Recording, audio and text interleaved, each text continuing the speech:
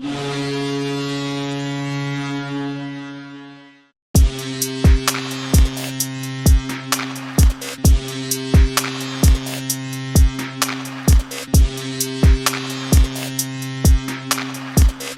ja nazywam się Tomek Tarnowski. Witam Was w kolejnym odcinku Crosscheck Ice Hockey Podcast i w dniu dzisiejszym jest to kolejny podcast w języku angielskim, więc jeśli słuchacie nas na Spotify, to klasycznie informujemy, że na platformie YouTube dostępne są napisy, także możecie sobie te napisy w języku polskim włączyć i tam z napisami sobie ten wywiad posłuchać, także my startujemy już w języku angielskim. So hello once again, right now in English. Today the second in our history, let's say, interview in English, and the second time we have a Polish champion. So here today with me is Andrzej Deniskin. Hello, Andrzej. Hi. Hello, how are you doing today? I'm fine, thank you. How are you? I'm fine also. So you are ready for the questions I see. So let's begin. So let's start from the very beginning. So how did your hockey journey started? I have an older brother, and he was playing hockey since he was a kid as well. So my dad took me to one of his practices when I was 4. And I don't remember this, but my dad was telling me that I loved it there. So next day he asked if there is any group for little guys, and the next day I was trying it as well on the ice. And how it started 21 years ago. 21 years ago, and that was in Ukraine, right? Yes, in Kyiv. In Ukraine, in Kyiv, because I've did some research, and first information about you playing hockey is from the Elite Prospects, and that is you in the United States. So how did you land, let's say, in the United States at such a young age? Because how old were you when you started in the US? I think I was around 13, and by that time, hockey wasn't that great in Ukraine, and we only had, I think, 5 or 6 teams overall for kids to play, and everyone knows that Ukraine is not really a hockey country. Well, we're trying to be now, but not used to be back in the days, and it was hard to get to the level I wanted to compete at by just playing and developing at home. So me and my parents sat together and decided that we want to move somewhere else and try to develop as a hockey player somewhere else. And that time I had in Ukraine we had an American coach.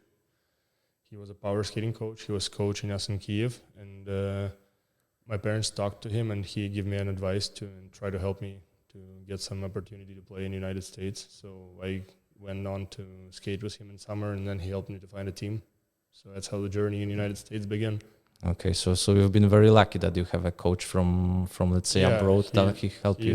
He's a great guy, great coach, and lots of guys in the hockey community know about him because he's the greatest power skating coach, I'd say. And one of his guys he coached is Austin Matthews. So yeah, I skated in summer with Austin a couple times. Oh, I've heard about that guy. Yeah, okay. He's unbelievable. So do you still in contact, let's say, with that coach? Yeah, I think I've talked with him like a week ago. Oh, okay. So asking him about some advices. Okay, for the new season, yeah, that's a great story actually. And when you came to the US, how did your hockey, let's say, your life besides hockey look like? You were staying with some families or at school? Yeah, it was. I lived overall there 4.5 years in the United States, and I was under 18, so obviously I had to live with some host families, and it was pretty hard time away from hockey because I did not know English before I joined the United States, and it was pretty tough for me. Luckily, I got a roommate for the first time there from St. Petersburg, so it was kind of easier for us to communicate, and we both went to the same school, same class, and it was like, do you understand what they say? He's like, I understand a couple words, and he's like, what about you? And I was like, yeah, me too as well, a little bit. And then we both like communicated what what do they want from us? And we went from there, I think, a couple of months, and it got better and better. So, and that's how we learned English and started to play there. But then overall, the living in the United States is pretty hard when you're not from there. And, as a kid, because mostly, like, I'm from Kyiv, I'm from the capital. It's 5 million people town. It's like lots of people around you. Everything's so close. You don't need to have a vehicle to drive anywhere. So everything's close. In the United States, everyone is living like outside the towns, most of the guys. And I didn't play in big cities, so mostly lived in like ranches or like farms or outside of the big towns. And it took me like a 30-minute at least drive to the ice rink. And I was there from 14 to 19. So I didn't have a car to drive, and it was hard to get around. So I was mostly hockey, school, and then go home and do my own stuff at home. Okay, yeah, but right now you're talking like what is the word, like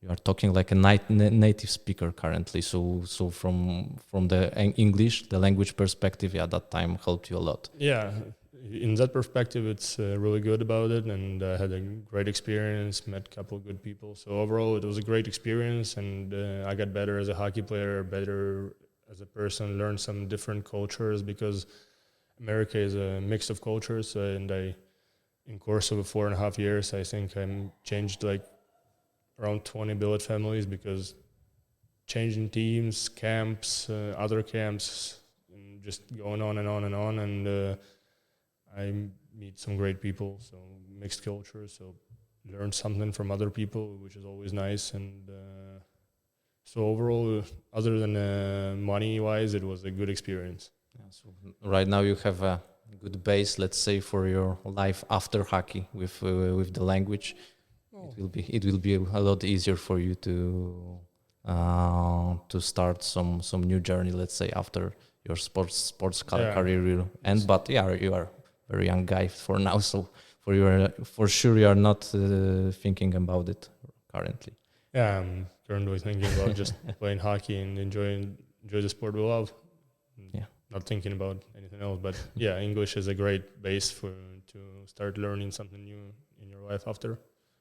And now in Poland, there are a lot of guys from different countries. So in the locker room, it helps a lot also. Okay, so leave the US, let's say, chapter aside, and let's go back to the Ukraine, your youth years. So what is like the training system for the youth? Because you've said there are like 4 or 5 teams. So is it still like this currently, that there is not a lot of perspective for the young players to grow? I mean, right now it's difficult to say, because I haven't been home for 2.5 years, so it's kind of complicated for me.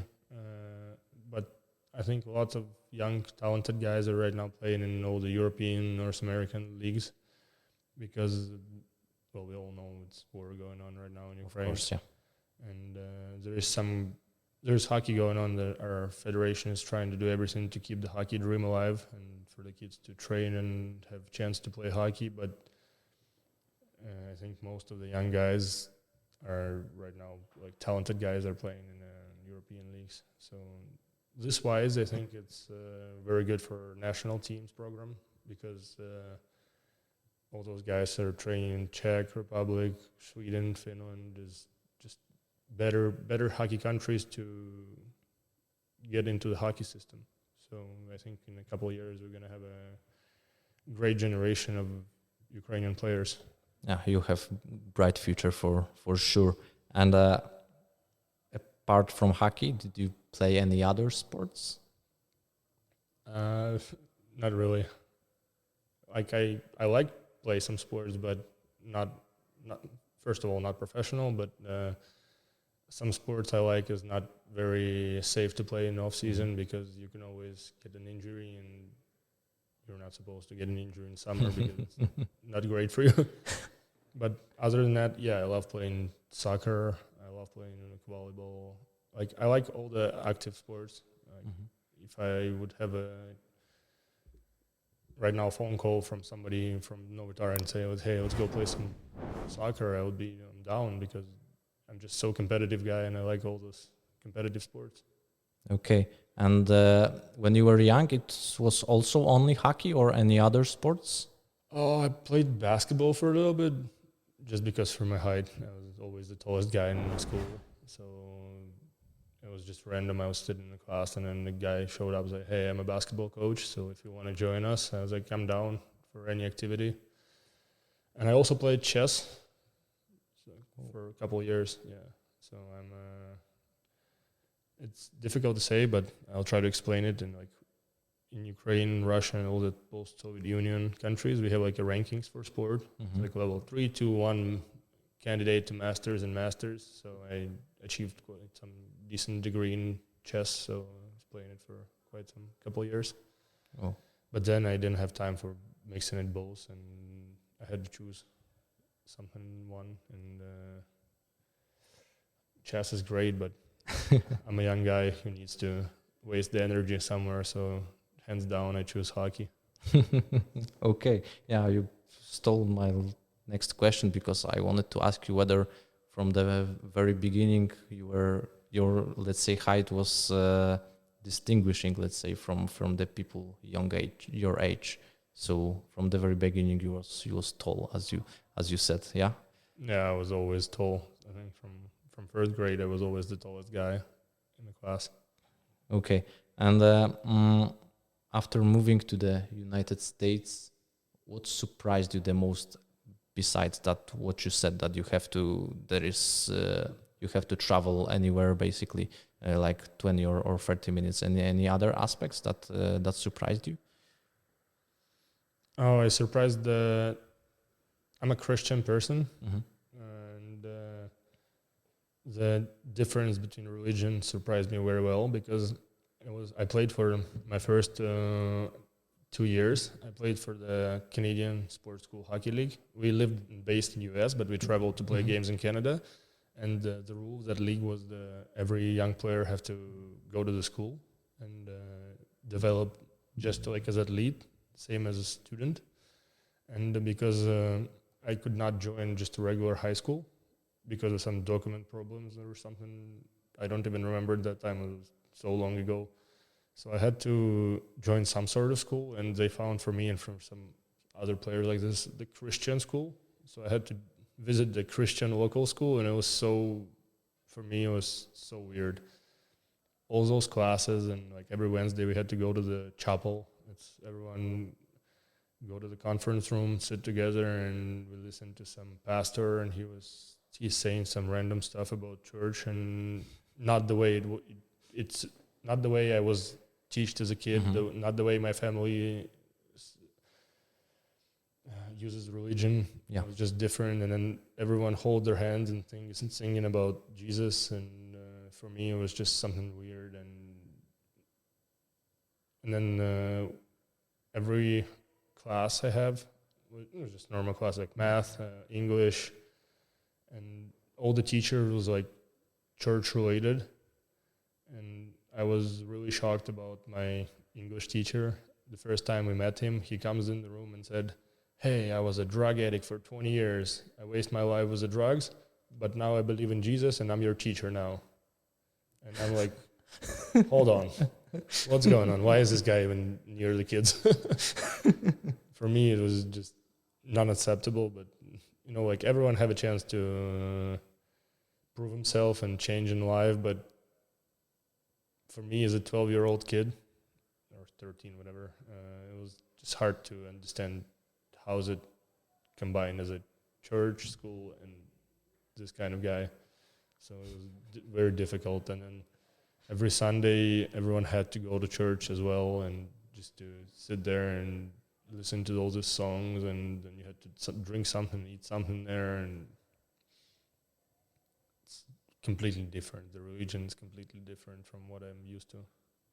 So this was like right away when I got there was a difference for me.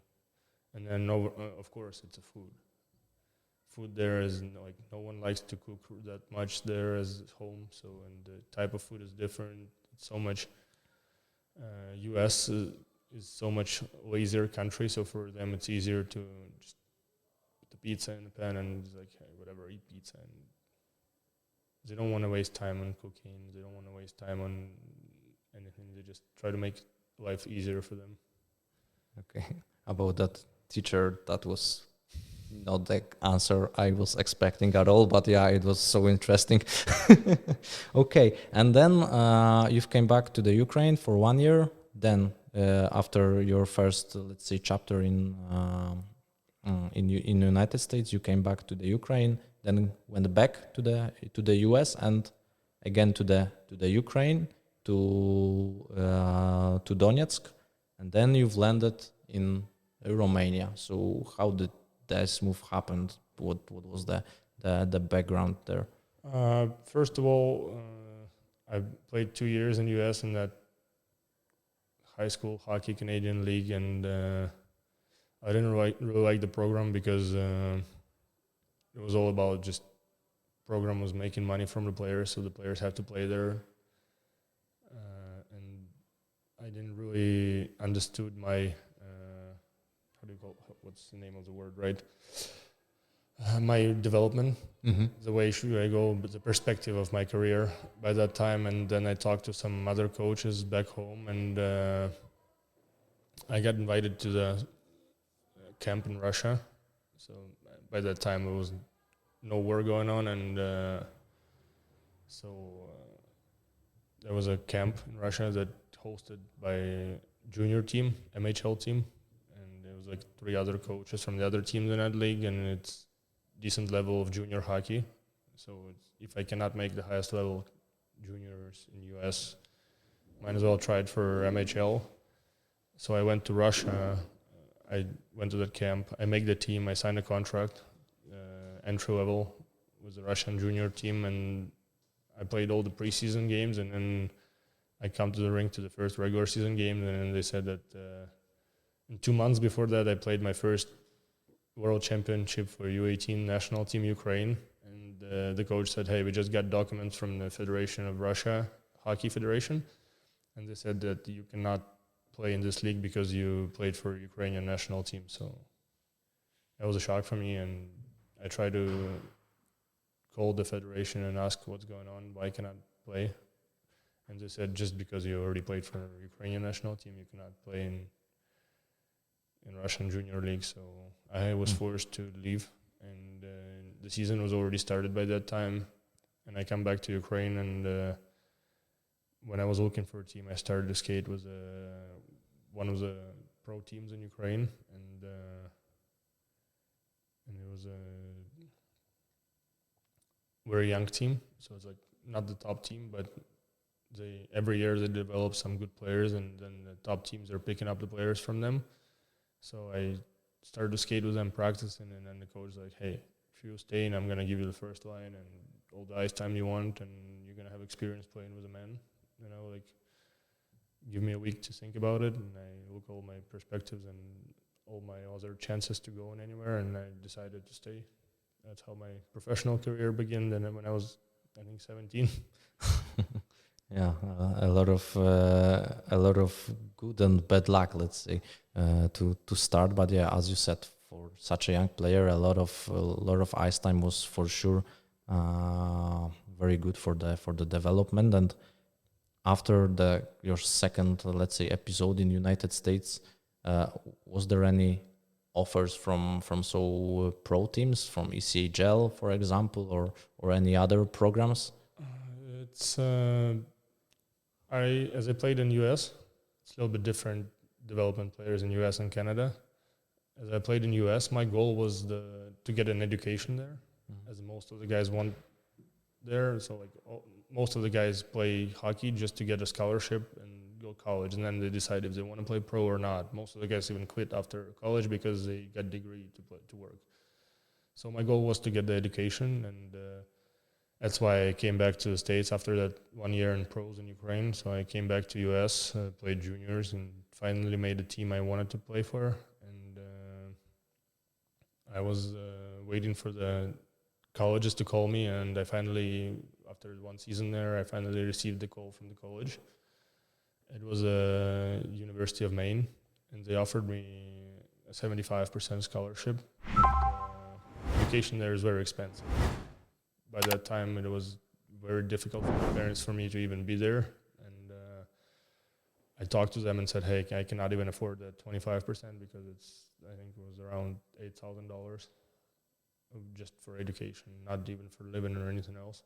So I talked to them and they told me that if I'm going to make the USHL team, the little bit higher level, and produce their point in the game or be at the top level, they're going to give me a full scholarship. But then I decided I didn't get a chance to get there. I talked to some teams and I didn't get an offer to go to USHL, and I decided to just go play pros and start to make money. I was, I think, 19 at that moment. Okay, and then you went back to the Donetsk team and then to the Romania. So how did you land in Romania? Because basically you've dominated the league there, almost 2 points a game from what I see from in Romania. Yeah, I think more than 3 points a game. Yeah, over 2. Yeah, over 2.5. I was so I came back to Donbass mid-season. I played there for 1.5 years, and Donbass team is the team that always wants to win. So they had the biggest budget in Ukrainian league, and they always bring lots of import players, and they pay great salaries, and they always want to win. So, if something goes wrong and they lose 1 or 2 games, they bring even more new players, and it's hard for local young players.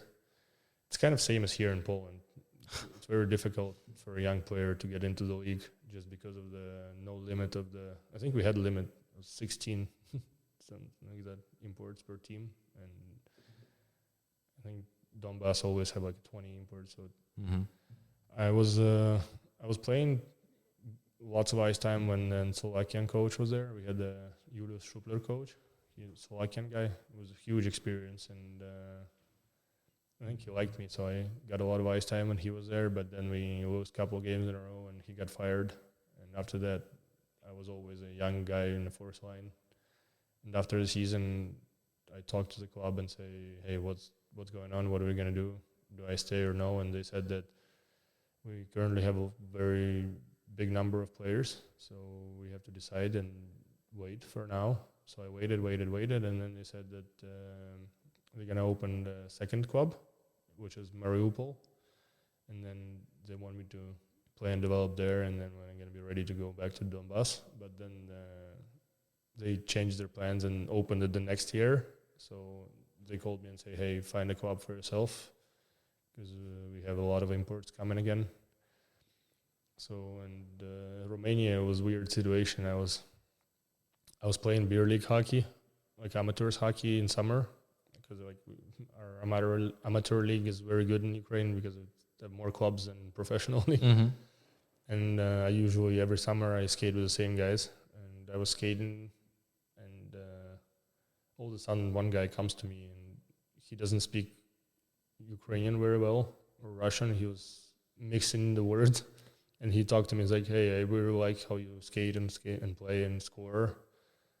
I'm from Romania, and I used to play for that Steaua team, and now I know all the managers, all the coaches from that team. If you want me, I can ask if are you interested in joining Romania?" And I'll be like, "Sure, I haven't even thinking about where should I go in for next season because I was waiting so long from Donetsk." So, and then next day he calls me and say, "Hey, they're very interested in you, and they're gonna offer you a contract. How much do you want?"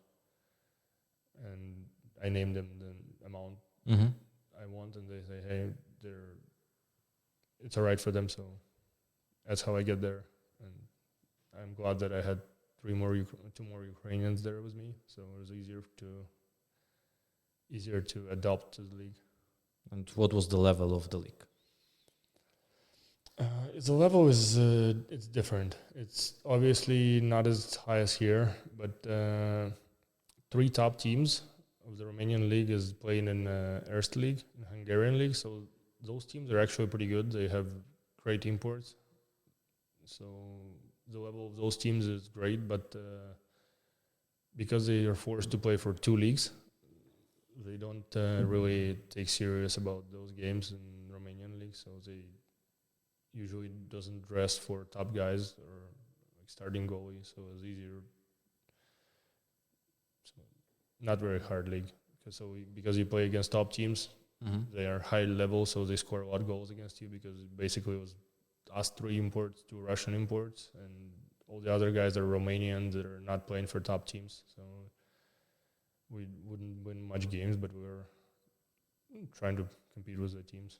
You had a good time probably scoring so many. Yeah, so they had some teams there that, just as I said, the top teams that doesn't really care about winning or losing against you, so they play open ice hockey, so it feels like pond hockey. Good time. Scoring, lots of scoring. The scores would be like 8-5, 9-6. Something you would love to be a part of when you're 20 years old. So for me, it was, as a 20 years old, the guy who loves just scoring, running around. It's great hockey. Okay, and then you went back to the Kremenchuk for the another 2 seasons, and also they were great because you had a very good stats, but you were not a part of the national team for the World Championship. Your first appearance in the World Championship was after you came to the Polish League. Am I right? Yeah. So what was the reason that you didn't get a chance? I will a little bit fix your words, but my first appearance as a national team was when I was 18. I just never played the World Championship, but that's what I always skated with the national team, played some exhibition games. I even think my first national team game was against Poland. I don't remember the year, but we played in Ukraine, and I remember the goalie for Poland was the guy with the long hair. Odrobny.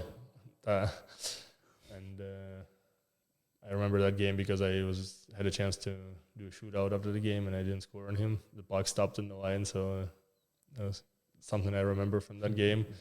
But yeah, the World Championship, my first World Championship was when, I think, after my first year was at Unia. So 2 years ago was my first World Championship. It was always difficult because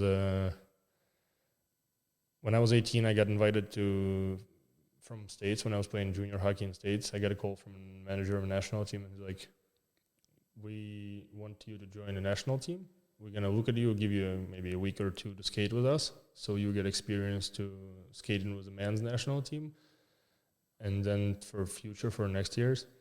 And then I ended up making a final roster, and I even got all the equipment, everything, and I got a badge for the playing. And the World Cup was in Division 1A in Ukraine that year. I think it was 2016. And then the last days I had to decide between me and the other forward, and he was 29 years old, I think. So I talked to the coach, and then he said it was a morning skate before the first game, and he calls me after the skate, and he said, "Hey, we're playing in 1A. We just got to 1A, so we want to take the more experienced guy instead of you. So we're going to look at you in the future." And then after that was switching coaches in national team, and it was some period of time when I wasn't doing as great to make a national team. And then the other period of time after that, when I was doing good in Romania and I was playing great, I didn't even get a chance because the national team coach was a coach from Donbass, the one that came after the Slovakian player, and he didn't really give me lots of ice time in Donbass, and he's like, "Why should I take him?" So he didn't even call me, and then so I had to wait for my chance. Okay, and so finally in the interview we get to Poland. So after that years you signed in Oświęcim. So tell us a little bit about the background of that move. For me, it was the war started. We were all panicking, and our season stopped before we should. And I was just sitting home, didn't know what to do. Don't know if the hockey is going to be in Ukraine. I don't know if Ukraine is going to be overall, because it escalated very quick there, and all the players there started to looking for options for any chances to play, and I was in contact with a couple agents. I was in contact with a couple of other teams, and I was just looking for an options. And then I think I talked to the Romanian teams also, because they call me every year and say if I want to come. They even call me right now and say, "Hey, you want to join us?" I said, "No, thank you." And I think they give me some good numbers, and I already like verbally agreed that I'm gonna go there. And then one of the agent called me and say, "Hey, Unia is very interested." And then like, if you're gonna go to Romania, it's not the grade of hockey level.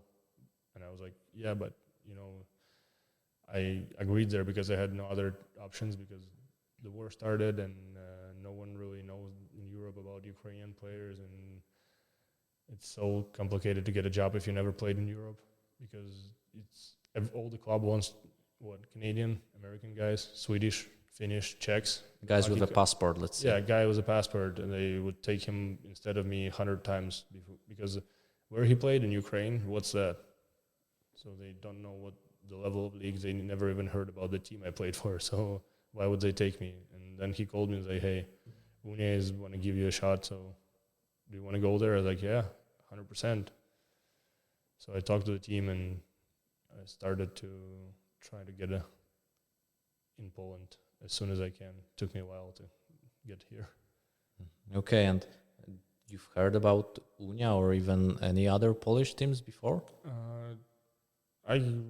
I like to watch my score, flash score, how the league going, and I always know who won each league of the Europe. So I try to follow all the hockey around, so I know what's going on. And I knew that Unia was a silver medal.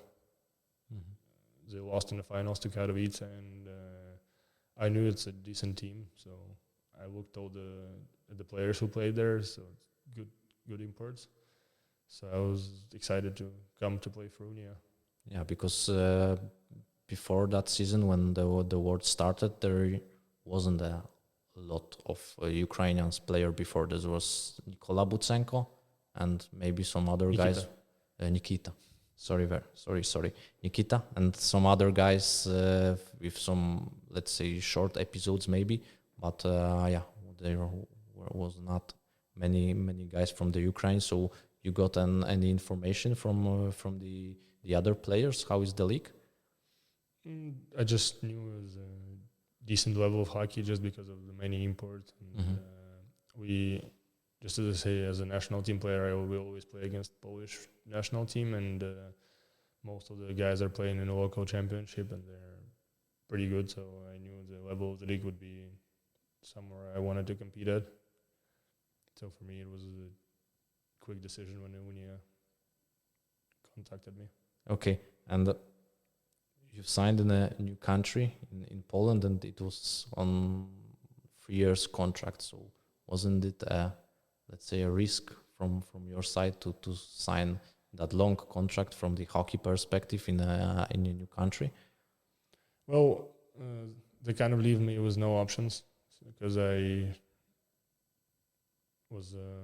wanted a 1 year contract. I just want to come to the league and see where I am at, because I'm a young guy. I was 23 at the time.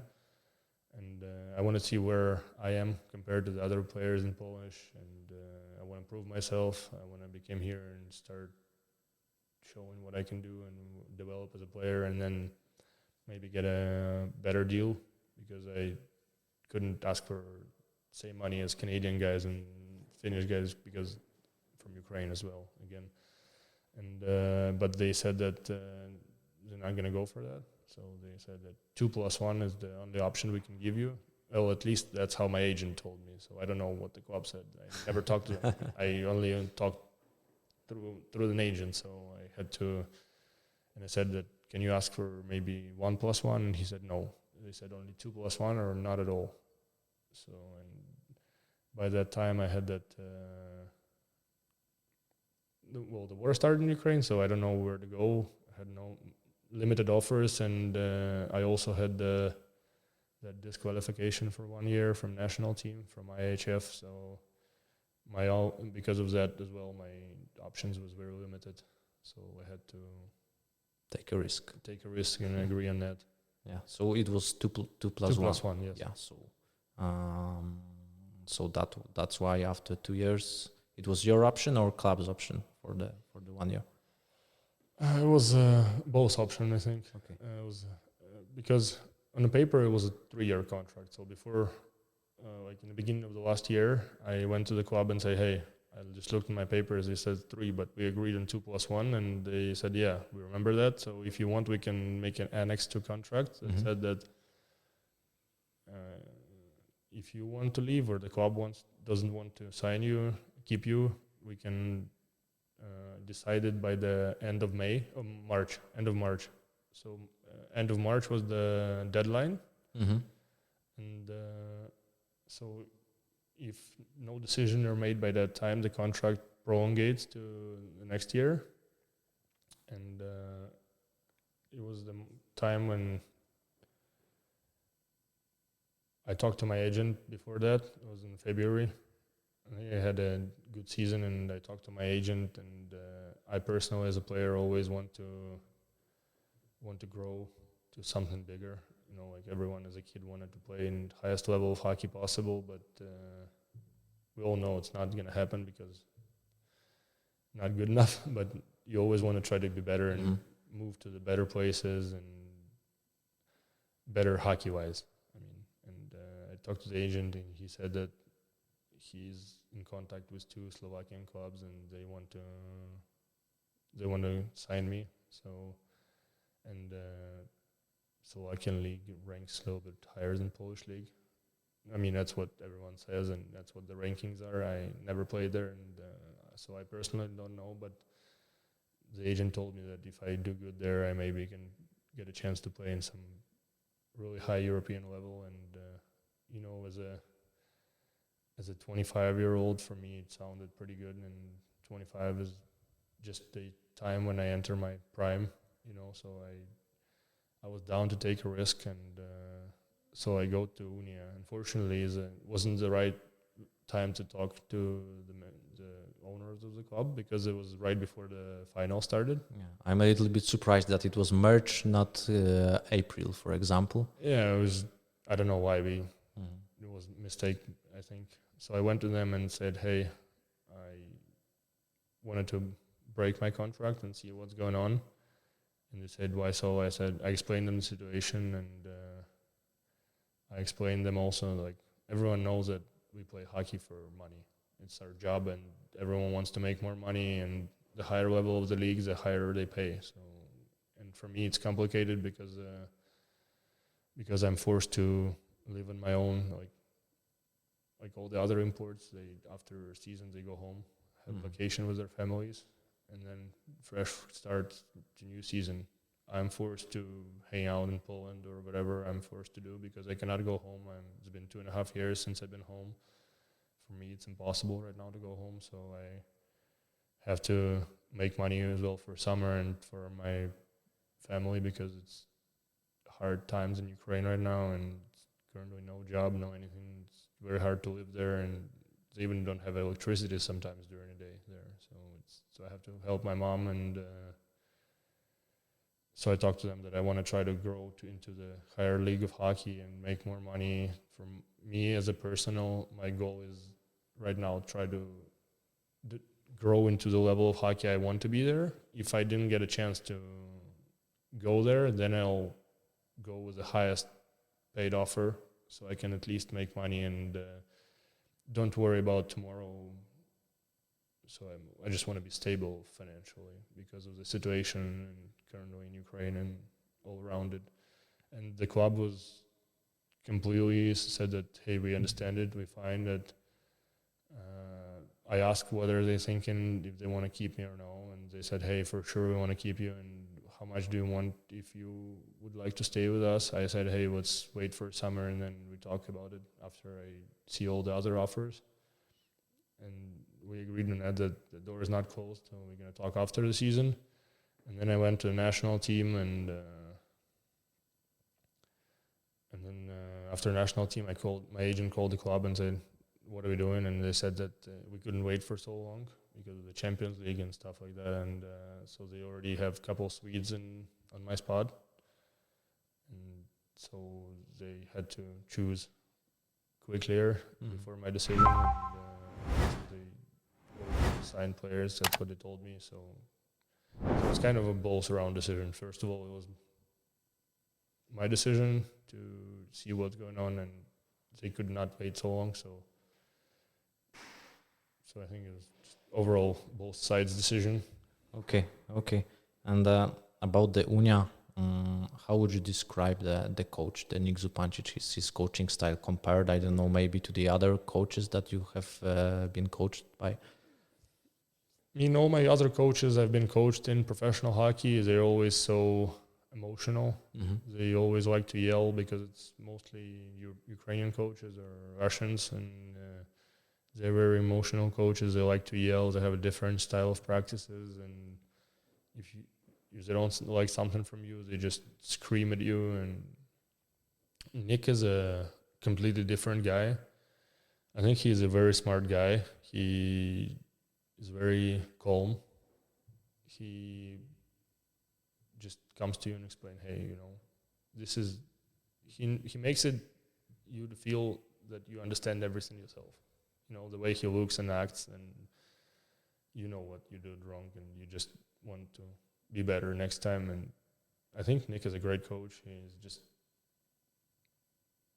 and the way he makes a practice process is something that older professional guys would like, because it's not so hard as I experienced before. Because I don't know, for me it's kind of different from what I've been coached before. So I think he's a good coach. So it's my personal opinion. Okay, and you told that he's explaining you everything that you've done bad, and then he tries to convince you to improve. So did he somehow explain to you when he hasn't put you in a squad for the game 2 in the semi-final against Tychy? He didn't talk to me personally after the first game, but I know it was not my best game, and I had some mistakes that game. And I've talked to the other guys that played on the team before with Nick, and they said it's normal. He can put one of the import guys out of the lineup for one game, just so the other guys start to think, because all the regular season he never changed it lineups. The same way we started, the same way we finished. Maybe a couple shifts in the end, fourth line doesn't play, but first 3 lines always play the same in the same order. We never go by outside of the books. We never go double shift in some lines. And he highly believed that we have a great 4 lines. So if you have great 4 lines, why we use more of the first 2 lines? So we used all the 4 lines. And I think the way it was me when he benched me out for one game, it was just so the other imports would think, oh, now we have to play better, because there is an option if I have a bad game, I can sit in the stands too. So it was kind of just to show me that I had a bad game, and also to show everybody else that no one is 100% in the lineup. So there is an option for him to think. We had extra players, so he can do that. Okay, and how did that decision affect you? Because the next game you came back for the game 3 away game, and you was one of the keystones, let's say, in winning that game. I mean, it was always it's always good to get some lesson. I overall came home after that decision and said that, hey, to my girlfriend said I'm not playing today. She was surprised as well, and I sat down, think about what can I do better. I took it as a positive lesson. I took it as a day off, so I was more fresh the game after, and watched the game, and I saw how the other guys took it as a lesson as well, and they were all flying, and some of the guys stood up the second game when I was not playing in big time, and the couple guys was playing unreal that game, and the second game we won what 5-4-1, 5-2, or something like that. It was a big square. I don't. The game was not playing. It was Uh, 4-1, I think, 5-1. yeah, it was significant win. Let's Yeah, say. it was a big win, and I come to the rink the next day for practice, and I was like, well, we win big, so I guess. And No- in between the players, we have this kind of word that most of the coaches doesn't like changing winning lineup, and I'm like, hey boys, great win, so I'm not playing again.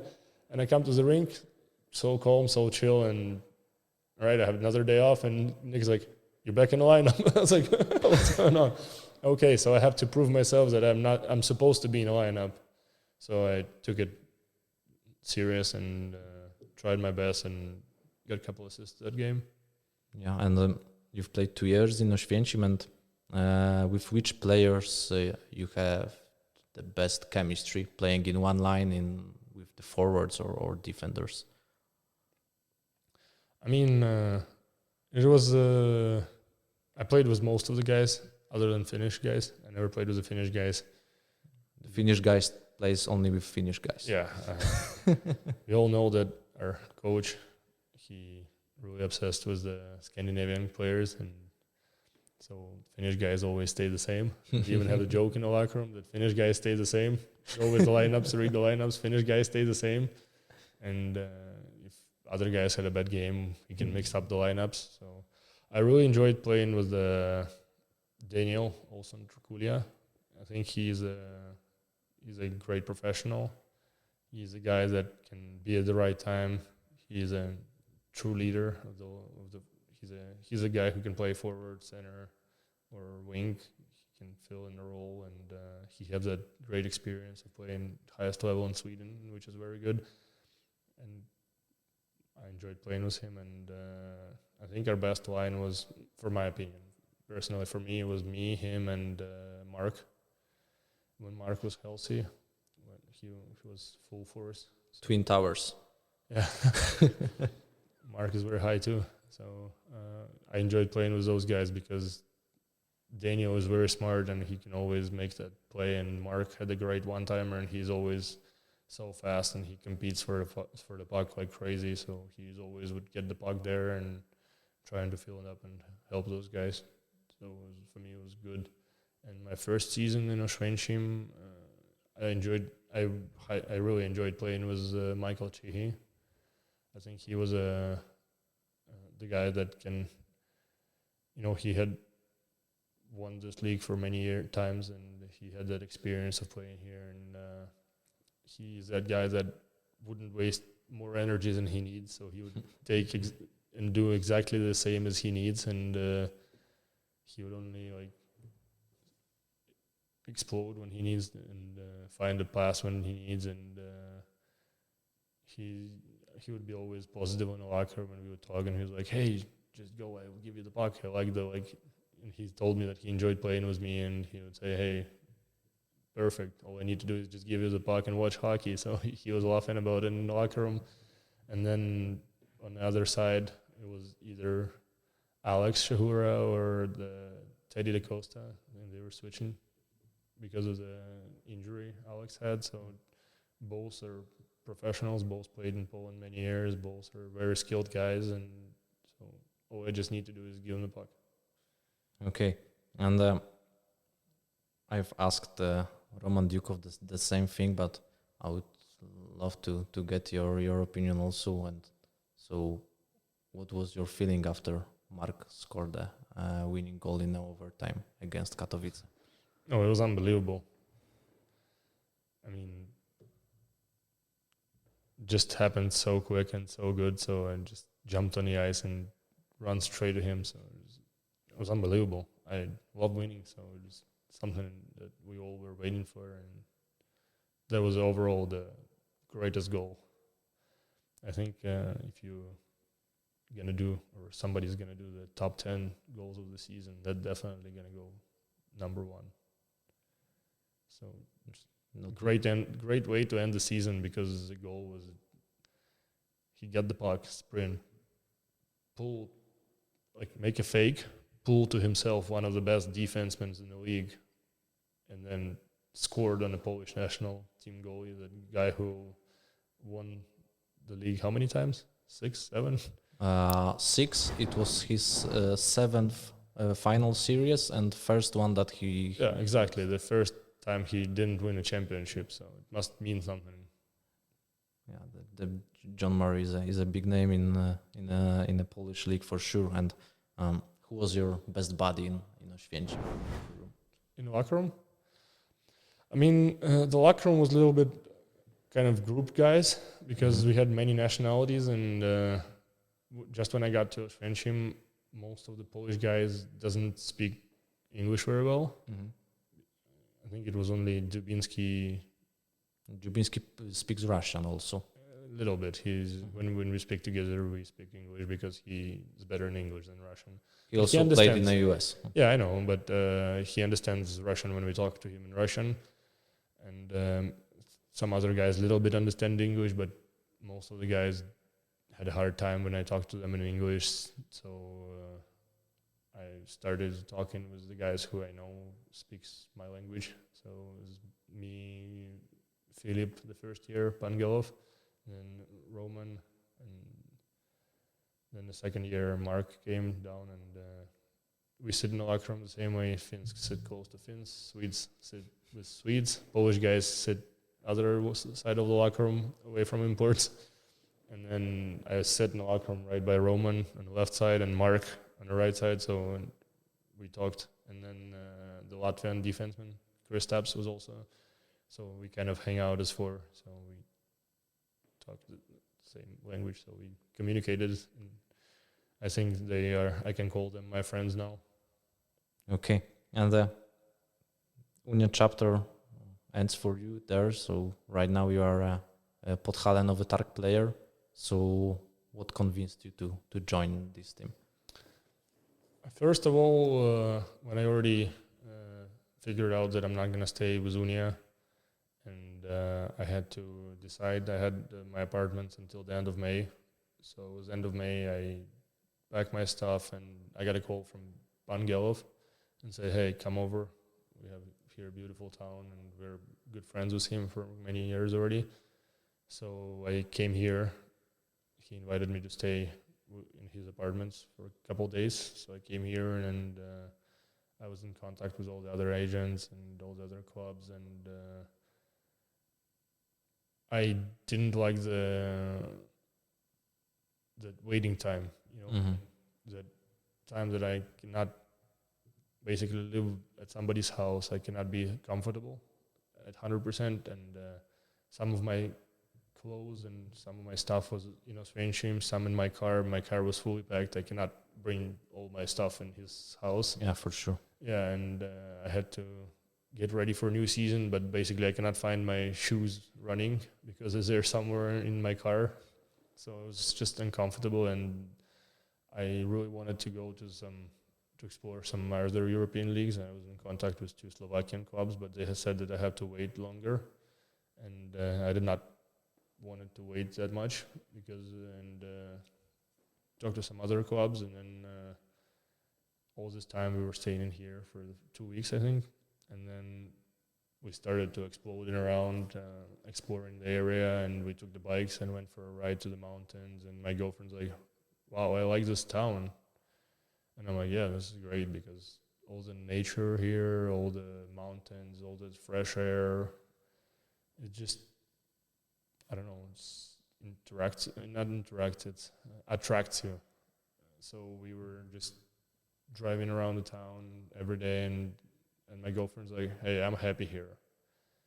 And then we talked with Nowy Targ, and they gave me an offer, and we sit down, and I talked to the agent, my girlfriend, and we decided that we want to stay here. Kind of like that. Okay. And didn't you have any concerns because the situation in Nowy Targ for now is, let's say, not clear because the Podhale don't have a license for a new season to start. So did you talk to anyone about that? Yeah, 100%. What convinced me that I talked to one of the directors here, and they said that managers or the head guys and about how it changed from the last year, and what they told me that they're right now finalizing details with sponsors, and they promised me that there's going to be no surprises with the salaries and anything. So and also I wanted to play. First of all, I wanted to play in a nice city, and I like it here very well. But second of all, that I wanted to compete for the cup. I don't want to just to play for the team and be free in February. So for me, very convincible was the signing of the players here that Novi Targ signed a couple of key defensemen from national team Poland. Then those two Canadian guys that beat us in playoffs a couple of years ago. Yeah. So and As a Tichy players, yeah, as a Tichy players, and I know what they can do on the ice, and I know what kind of players they are. Plus, Patrick is a great forward here that puts up the big numbers every year, and this adding of the Canadian coach was a huge experience. It's something I want to participate at because if you have that experience, you can definitely teach something to your players. So I'm looking forward to meeting the guy and playing under his control. So overall, just all the exciting pieces. Okay. And what are your goals individually for a new season? Individually, I don't think I have any individual goals for this season. Just I don't know, score as many as I can to help the team win. I don't know. I want the team win as much games as possible. I don't think I will have any individual goals. Same as my first year in Poland, where I wanted to show myself, prove myself.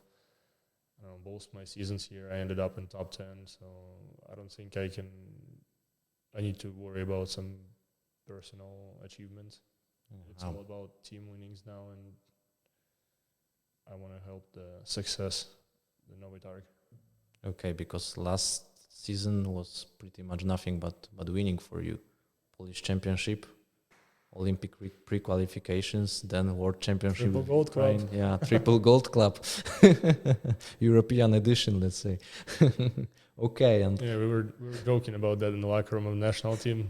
Time for a treble. Yeah, only the Polish Cup was missing with Unia. We don't need that. Yeah. Who cares about Polish Cup if you win championship? Who cares about Polish Cup? Yeah. No, it's a big deal here. I mean, compared to the championship, it's better to win the championship than the cup. No brainer. Of course, we tried hard and wanted to win the Polish Cup. It's and because the way especially the first year when we lost to Tichy in the final, when the cup was Święcim and the rink was fully packed. Of course, we wanted to win, but it's why we love hockey. It's the great game on earth. It's unpredictable sometimes. Just one game. It's cup. It's the way I like cup games. It's just one game. It's not, everything can happen. Yeah. So everyone can win. Okay. And let's leave a Polish hockey aside. And how is it to be a hockey player in Ukraine? Are you guys somehow popular in the country, or not at all, because this is not a, let's say, top sport? I feel like it's less popular than here in Poland because for me, all we get was, because the rinks are smaller, we usually get the rinks with 500 seats only. So even if we would get a fan base, the rink could not fit more people, and the big rink in Kiev is too expensive for rent for the teams. So only when the war started, they started using it right now for the championship, because the rent price went down because no one can afford it. So okay, but overall, it's still a community that likes hockey, but it's smaller than in Poland. For me, it was a huge difference when I got here first time and I come to the rink in Święcim and I see the full packed rink with all those drums and all those yelling from the white boys of Swinship. And for me, it was just, wow, I want to play here. So it was just unbelievable. Those fans are crazy great. So and just something that I would definitely be missing in Swinship was the way that people in such a small town hockey treat players. I would always get positive messages. Of course, there is some guys that are not very Kind. and not very known about hockey game, and they would just, after one bad game, they would be calling you a loser, and then next game they would be saying, hey, you're the great. But most of the people are just so kind and nice, and I would always get a positive messages after the game, and I would always get like a little treats from kids from the stands after a game, like a chocolate bar, and I even got from one guy after a game. He comes to me and, hey, do you like Jurek? And that was just first my not so long in time in Australia, and I was like, yeah, I tried it once, I like it, and next game he comes and brings me a full pack of Jurek. So for me, it was something that means a lot, you know, when the fan just comes to you and say, hey, here's your Jurek. It was great. So yeah, I'm definitely gonna miss the fans, and I even right now get the messages from the fans that good luck in your future career, and you would always be always welcomed in Svenskim, so we would always love you back. So fans are unreal. I would miss those guys always. Yeah, you bring the championship back to the town, so you will be always a champion in Oświęcim. My next question is about your national team. Where do you think you will see your national team in a D1A division? Because, as you said, you have a bright future right now ahead of you. A lot of good guys from Polish league that we know, you or Filip Pangelov, others are Mereszko, Lialka or Peresunko. So yeah, we took the time a couple of years ago to rebuild the team. So mostly older guys are finished playing for the national team. I think we have the oldest guys in the national team right now is 30 years old. I think it's Pangelov and Zakharov.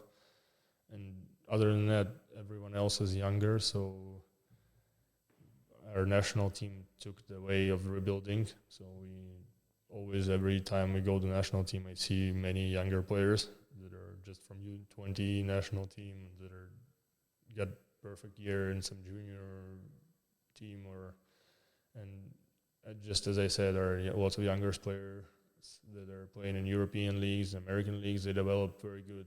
Just look at that. One of our players are playing in a Finnish top league for next year. That's great for a national team. He was a captain for their U20 team, and now he signed a full contract for a Finnish team. So, and he's, I think, 22 years old and 21. And we have many players like him. So I think it's gonna take us some time to develop, and we're on a track to a good level of hockey. So I think we'll see how we do in spring when we play the 1A division, but I'm going to be telling you that all the teams that are going to play against us, they're going to have a hard time. Yeah. Maybe you will see it in an elite division like Poland. That's our goal. Year. That's our goal. I was excited when Poland made it, and they had a feeling of it. It's always a dream to go to the level of hockey like that and play against Erik Karlsson or Johnny Gaudreau. And just to be there is something that every player wants from the smaller countries of hockey. And I also watched every single Polish game. And for me, I liked what I see. None of the scores was more than 5 goals. So it shows that Poland are just right there, but a little bit more add to their game, or a little bit more. Something was a little bit missing. Not the way it usually, like, because usually when you watch top division, and some teams are getting beat 12-1 and then they don't care about the score. And you see the heart and the braveness of the players, and they will compete for every meter of the ice. And and just the first game was a tie. Was was Latvia. It was a great result. So I'm looking forward for Ukraine to do that in a couple of years, and I hope we're gonna make it there. So I'm excited for the next World Championships in 1A, Okay. where we're gonna play Poland again. Yeah. So, but two teams advance, so it Everything can can split. happen. Yeah, it can split. Yeah. And how would you describe your playing style? What you think is your, let's say, leading trait, your best aspect of your game?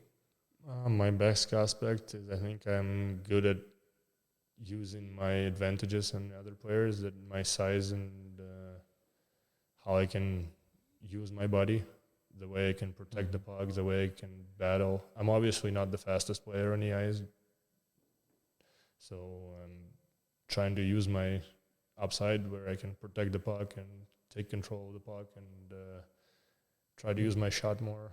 So trying to do what I do better than the others instead of trying to use my weak sides. Okay. And you're a player who dropped the gloves more than once in Poland. So do you like fighting this aspect of the game? I wouldn't say I like it. I don't mind it, just because I wouldn't say I dropped the gloves. It was not, in my opinion, it was not a fighting. So it was just tossing around. Yeah. And second of all, I don't agree with the league rules. Yeah, whatsoever. because here in Novi Targ, you got a game misconduct on the beginning of the season. Because of that game misconduct, I missed the game in the playoffs. So it's affected me, my game and my team, just because, and it was not a fight. I never dropped the gloves. Yeah, and the other player didn't also. It was Robert Mrugała. He dropped one glove, I think. And so I was standing in front of the net. I wasn't even trying to punch the goal or anything, and I got shoved in the face. Well, it's hockey, it happens. I got shoved, I didn't like it, I pushed him back again, and he came to me and we started basically holding each other, because I wouldn't say it's a fighting. Because it was my second game of the season, and in the beginning of the season you always wanted to jump ahead of the other guys and score some key goals, and I was looking forward into that game in Novi Targ, because I like to play here and I like the ice, and I was excited. I was thinking maybe I can score a goal or two or make a couple of plays, and then so I was definitely not looking for a fight in my first shift of the game, and then we wrestled a little bit. I would say, not even wrestle. I don't know, hug each other, and then fall down, and the ref say, "Hey, your balls are out of the game." For me, it was a shock. So just weird. I don't know. It was 2+2 at worst, in my opinion. It was not even 2+2 minutes for roughing for balls, and 5-on-5 game on, and I don't know. League needs to make it clear, because I've seen during the season way worse situation when the guys was fighting. There was many times with our captain Christian Jubinski when he was fighting someone and wouldn't get a game penalty, and he likes to fight as well. And he was fighting a guy, clearly punching, and wouldn't get suspended. And I got suspended for that amount of contact. It was just weird. I feel like some refs here just don't feel the game. No. I don't want to say anything bad about the refs, and because if you say something bad about them, they affect you even more. But they feel the way that I'm a big guy, and I'm always dangerous, and it's easier for them to put me in the box or out of the game than to deal with me after when I get angry. So it's same with the penalties. I always get a penalty just because I'm bigger than some guy and I touched him a little bit the way he didn't want it to be touched. But for me, that was just, I don't know. I don't think it was a penalty. When we fought against Krakow in playoffs, I understand why we got there. It was a clear fight. It was a fight. But here, well, for me, it was, and because of this, that guy from Krakow played next game, and I was watching it from the stands just because it was a second fight for you in that season. Second game misconduct. So for me, I like to watch NHL games when the guys sit 5 minutes and go back to the ice. It makes the game perfect. Something that I honestly think that fans in Poland would love if the league would add fighting on a basis as a normal thing. Yeah, they need to find a golden point because we wouldn't want to have guys drop gloves each and every game, but giving a game misconduct for just tossing around, yeah, it's Also because of the way the league is made, that you can get basically game misconduct for anything you do. It clearly gets into the way that the guys that are not as big or not as strong, they can affect you and they can talk trash to you and they can chirp you and they can make themselves big just because no one can touch them. I think we all know those kind of guys, and I don't need to name those names, but if the league would add a little bit extra toughness to the league and you wouldn't get suspended for every contact with those guys, they wouldn't be talking so much. Is Elliot Lorraine one of them? Elliot is I don't know. I only played with him on a team. I don't remember his days in Sanok, but for me, he's a nice guy. I don't know what he says. I never heard him saying something on the ice, but for me, it was so funny when he was trying to bark at the Hampus Olsson, twice as his size. But Elliot is the nicest guy in the locker room, and I can't imagine him saying something bad. We were laughing at him because pretty much after every period he got like individual talk with the ref, talking to him. Don't do it. And yeah, as you said, him against Olsson is it was a let's say a classic rivalry for that finals. And I look at the Hampus Olsson and I can read in his face is like, just get out of me. I cannot do anything with you. And I feel his problems, you know. It's just same way as some little guy comes to me and is like, hey, what are you going to do? And I was like, nothing, because I cannot do anything here. Yeah. Okay. And I have, let's go to the let's say to the end of the interview. So few more questions from my side. So how would you like living in Poland as a Ukrainian, let's say, because there are a lot of your compatriots, let's say, currently in the country. So how you Ukrainians feel here in Poland? It's two-sided. I personally love it here. I enjoy my time here, and mostly because I'm playing for a team and lived in a small town, and I mostly talk to the fans and hockey community, and I got treated pretty nice. But the other side is that I don't know, 5-10% of the people that just constantly hate Ukrainians. I don't know why.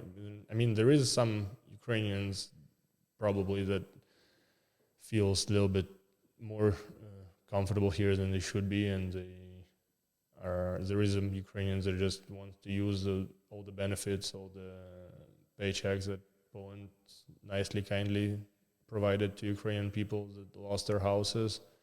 And there is some people that are just here that from the regions of Ukraine that are never attacked and they're never under attack. They're just here just to get all those benefits and get a better job for the better payments, and they make themselves a little bit, as I said, more comfortable than they should be, and they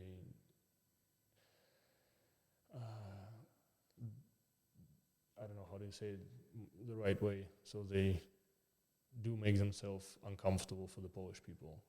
I understand maybe that's why some people treat Ukrainians bad, but because I think when I just got to Poland, my 5th day, I got my mirror broken in my car right away. And it was not an accident because it was parked right under my house, and I see the hand prints of the fingers on my mirror and just ripped and laid down, so just broken. And then there was a couple situations, and I was just grocery shopping and just see some random old lady walking by and saying "Spierdalaj do Ukrainy." I don't really like to hear that, like I don't want to,